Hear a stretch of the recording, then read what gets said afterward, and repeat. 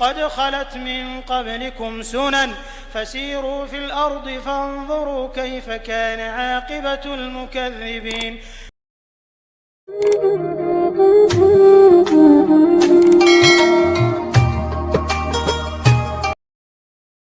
الحمد لله رب العالمين والعاقبة للمتقين والصلاة والسلام على سائر الأنبياء والمرسلين أما بعد أعوذ بالله من الشيطان الرجيم بسم الله الرحمن الرحيم ووهبنا له إسحاق ويعقوب كلا هدينا ونوحا هدينا من قبل ومن ذريته داود وسليمان وأيوب ويوسف وموسى وهارون وكذلك نجزي المحسنين.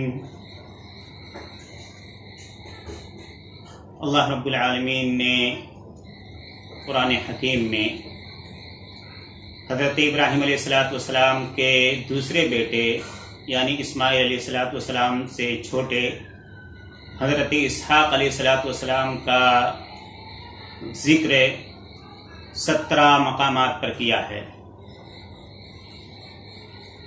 سورہ بقرہ آیت نمبر 133، 136، 140، آل عمران 84، سورہ النساء 163، الانعام 84، سورہ ہود 71 میں 2 مرتبہ، یوسف آیت نمبر 6، 38، ابراہیم آیت نمبر 39، مریم 49، الانبیاء 72، العنکبوت 27، الصافات 112، 113، سورہ صاد آیت نمبر 45.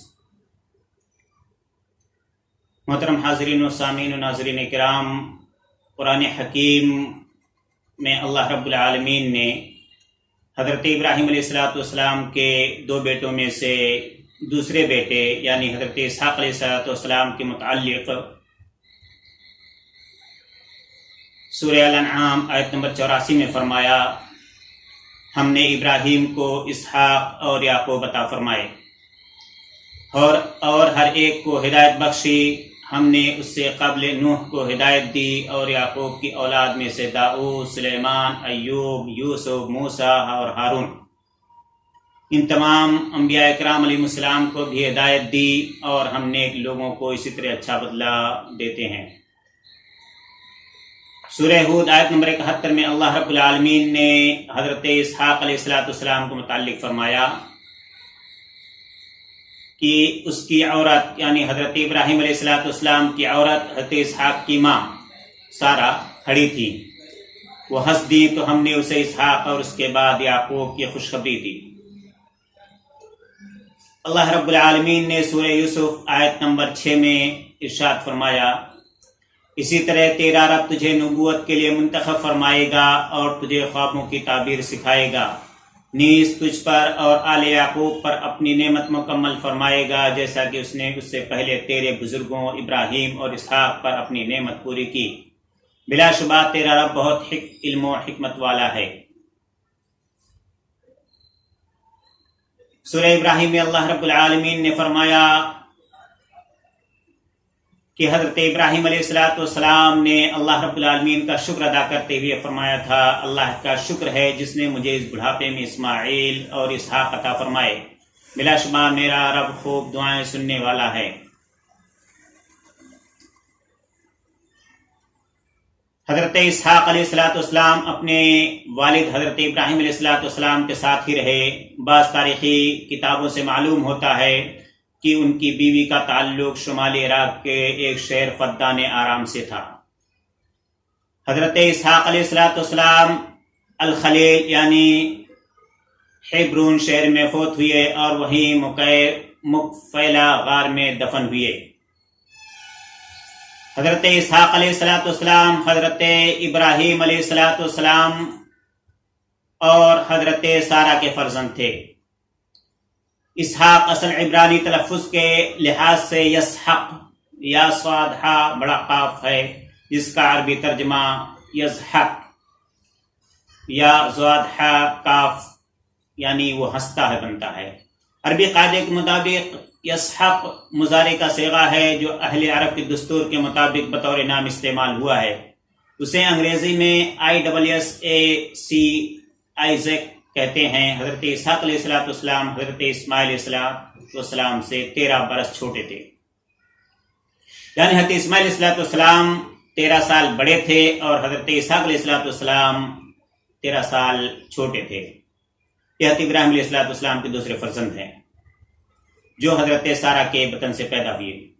حضرت اسحاق علیہ السلام فلسطین میں الخلیل حبرون کے مقام پر پیدا ہوئے. ان کی زوجہ ربقہ یا ربیقہ کا تعلق فدان آرام سے تھا. اسی طرح ربقہ بنو اسرائیل کی جدہ ماجدہ تھی. حضرت اسحاق اور ربقہ کی قبریں بھی حبرون میں غار کے اندر حضرت ابراہیم علیہ السلام اور حضرت یعقوب علیہ السلام کی قبروں کے ساتھ موجود ہیں. فدان آرام یہ نواحِ حران میں واقع تھا اور انتظامی طور پر سلطنت بابل میں شامل تھا. فدان آرام کا نام بنو ارم بن سام بن نوح علیہ السلام کے باعث پڑا. ارم کی جمع آرام ہے. اسی سے آرامی زبان وجود پذیر ہوئی، مشہور ہوئی. ماری شام میں دریائے فرات کے مغربی کنارے پر واقع سمیری شہر ماری ان دنوں تل الحریری کہلاتا ہے. یہ دوسری تیسری ہزاری قبل مسیح میں ایک رستہ بستہ شہر تھا. اب اس کے کھنڈر ہی موجود ہیں. ماری بابل سے حران جانے والے راستے پر دریائے خابور اور دریائے فرات کے سنگم کے قریب واقع تھا. حران سے ماری کا فاصلہ 250-300 کلومیٹر جبکہ بابل سے ماری 700-800 کلومیٹر دور تھا.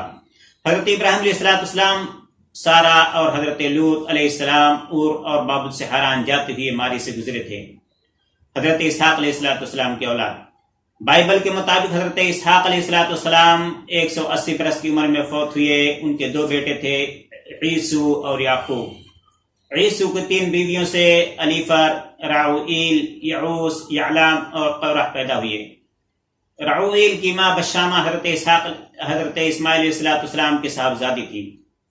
عیسو اور اس کے بیٹے فلسطین سے ترک وطن کر کے کوہ شعیر یعنی جنوبی اردن جسے آج کل جارڈن کہتے ہیں کے علاقے میں جا آباد ہوئے.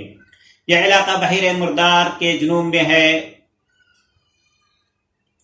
چونکہ عیسو کا ایک نام ادوم بھی تھا اس لیے کوہ شعیر کا علاقہ بھی ادوم کہلایا. بائبل کے مطابق بالع بن بعور ادوم میں ایک بادشاہ تھا اور اس کے شہر کا نام دنہابا تھا. حضرت اسحاق علیہ السلام کے دوسرے بیٹے یعقوب علیہ السلام نبی تھے اور ان کی اولاد بنی اسرائیل کہلائی. ان کے بڑے بیٹے کے نام یہودا کی نسبت سے بنی اسرائیل کو یہود بھی کہا جاتا ہے. یہود کا واحد یہودی ہے. حضرت اسحاق علیہ السلام کا یہ تھا مختصر خلاصہ ان کے متعلق اور ان واقعات کے متعلق جو حضرت اسحاق علیہ السلام کے جائے سیر و تبلیغ تھا. حضرت اسحاق علیہ السلام اس طرح سے ان کے واقعات قرآن حکیم میں اللہ رب العالمین نے بیان فرمائے اور یہ بھی قرآن حکیم کی آیتوں سے واضح ہو گیا کہ حضرت اسماعیل علیہ السلام بڑے تھے اور حضرت اسحاق علیہ السلام چھوٹے تھے اور در حقیقت ذبیح اللہ حضرت اسماعیل علیہ السلام بڑے بیٹے ہی تھے. اللہ رب العالمین سے دعا ہے کہ العالمین ہم تمام لوگوں کو قرآن حکیم میں بیان کیے گئے واقعات، مقامات اور عبرتوں اور نصیحتوں کو سمجھنے اس کے مطابق ہم لوگوں کو قرآن حکیم کے حقیقی معجزے کی حقیقت جاننے کی توفیق عطا فرمائے جو یقیناً اللہ رب العالمین کا کلام اور حقیقی معجزہ ہے جو 1400 سال پہلے نبی اکرم صلی اللہ علیہ وسلم کے ذریعہ اس امت کو ملا اور امت کو تمام چیزیں معلوم ہوئی. وہ آج بہو سائنٹسٹ اور سائنسدانوں کے ذریعہ سے ثابت ہو رہی ہیں. اللہ رب العالمین سے دعا ہے کہ العالمین ہمیں قرآن حکیم کی حقانیت کو سمجھنے کی اور اس کے مطابق زندگی گزارنے کی توفیق عطا فرمائے. آمین. اقول قولی هذا استغفر الله من سائر المسلمين فاستغفروه كل ذنب انه هو الغفور الرحيم. السلام عليكم ورحمة الله وبركاته. آتے تو زمانے میں اندھے